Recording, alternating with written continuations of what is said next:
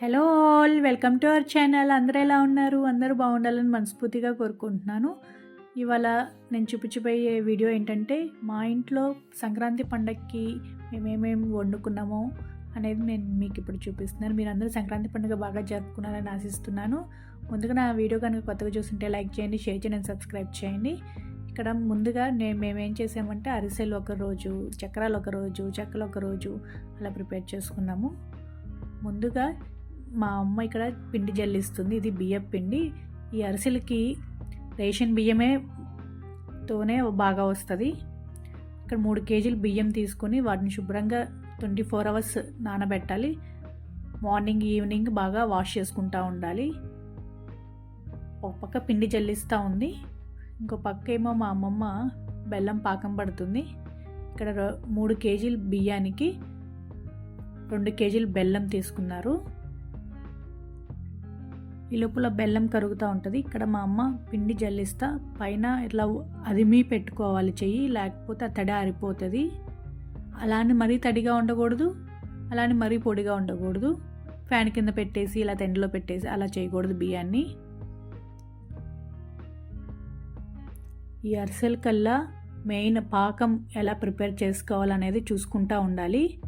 పాకం వచ్చిందో లేదో అనేది ఒక ప్లేట్ పెట్టుకొని ఆ ప్లేట్లో కొంచెం వాటర్ పోసుకొని కొంచెం బెల్లం పాకం వేసుకొని ఉండగా వస్తే స్టవ్ ఆఫ్ చేసుకోవటం అండి. ఇంకా రాలేదంటే ఇంకొంచెం సేపు ఉంచుకోవాలి. ఇంకా రాలేదు, ఇక్కడ మళ్ళీ చెక్ చేయాలి. అదిగోండి, ఇలా చూసుకుంటా ఉంటే పాకం వచ్చిందా లేదనేది మనకు తెలుస్తుంది. ఇంట్లో ఉండ పాకం రావాలి. ప్లేట్లో వాటర్లో వేస్తే కరిగిపోయేటట్టుగా ఉండకూడదు. ఇలా ఉండగా వస్తే స్టవ్ ఆఫ్ చేసుకొని దించుకొని ఇప్పుడు మనం జల్లించుకున్న బియ్యం పిండి ఉంది కదా, అది పోసుకుంటే కలుపుకుంటా, ఒకరు పోస్తూ ఉంటే ఇంకొకరు కలుపుతూ ఉంటారు. ఇలా పిండి వంటలు చేసేటప్పుడు 3-4 హెల్ప్ తీసుకోవాలి. చక్కగా మాట్లాడుకుంటా పనిని త్వరగా చేసుకుంటూ ఉండొచ్చు. ఈ విధంగా చూసుకుంటా కలుపుకుంటా పోసుకోవాలి. కొత్త బియ్యం అయితే అరిసెలు గట్టిగా వస్తాయి. రేషన్ బియ్యమే వేసుకోవాలి, లేకపోతే పాత బియ్యమే వేసుకోవాలి. నాకు ఇక్కడ 2 కేజీలు బెల్లానికి 3 కేజీలు రైస్ పిండి బియ్యం పిండి పట్టింది. రేషన్ బియ్యం అయితేనే అరిసెలు బాగా మెత్తగా మృదువుగా వస్తాయి. ఈ విధంగా కలుపుతున్నప్పుడే మనం నెయ్యి కూడా వేసుకోవాలి.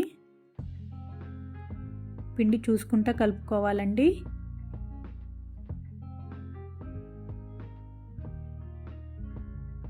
మా హస్బెండ్ అయితే ఎందుకు ఇంత కష్టపడి చేయటం, బయటకు వెళ్ళి తెచ్చుకుంటే అయిపోయింది కదా అని అంటారు.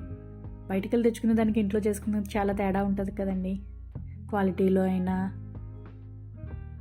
వచ్చే క్వాంటిటీలో అయినాలోకి కొంచెం తీసుకొని ఆ చలిపిండిని ఒకళ్ళు ఉండలు చేస్తూ ఉంటారు, ఇంకొకళ్ళు కవర్ తీసుకొని ప్లాస్టిక్ కవరు, అది నూనె కవర్ ఉంటుంది కదా దాని మీద ఒత్తుకుంటా, ఇంకొకళ్ళు కడాయిలో మేము ఇక్కడ నెయ్యినే యూజ్ చేసాము. 1 కేజీ నెయ్యి. మీకు నూనె కావాలంటే సగం నెయ్యి సగం నూనె అయినా వేసుకొని వేయించుకోవచ్చు. ఇవేంటంటే అరిసెల గెంటెలు ఉంటాయి బయట, అవి తెచ్చుకొని అయినా అలా అయినా నొక్కుకోవచ్చు. లేదు అంటే ఇలా అరిసెల చెక్క ఉంటుంది దాని మీద అయినా నొక్కుకోవచ్చు. పూర్తిగా నొక్కితే గట్టిగా వస్తాయి, సో కొంచెమే నొక్కాలి. ఈ విధంగా మేము ఇన్ని చేసుకున్నాము, అందరికి పంచిపెట్టాము, మేము తిన్నాము. ఇలా జరిగింది. ఇది నెక్స్ట్ డే అండి. ఇది మినప చక్రాలు చేస్తుంది మా అమ్మ. నేను పూర్తిగా తీయలేదు వీడియో. ఈ మినప చక్రాల్లో 1 గ్లాస్ మినపగుళ్ళు వేయించుకోవాలి. 1/2 కేజీ బియ్యం పిండి, వాము, సాల్ట్, కారం, కాగిన నూనె వేసుకొని కలుపుకోవాలి. అంతనే క్రిస్పీగా వచ్చేస్తాయి. చక్రాల గిద్దల్లో పెట్టుకొని ఆ పిండిని చెక్క ఒత్తుకోవటమేనండి. చెక్కలు, చక్రాలు, గారెలు, కజ్జికాయలు ఇవన్నీ చేసుకున్నాము. ఇది భోగి రోజు మా ఇంటి ముందు వేసుకున్న భోగి మంట. ఇది ఫుల్ వీడియో కూడా తీయలేదు, కొంచెమే తీసాను. నా వీడియో కనుక మీకు నచ్చినట్టయితే లైక్ చేయండి, షేర్ చేయండి, సబ్స్క్రైబ్ చేయండి. థ్యాంక్స్.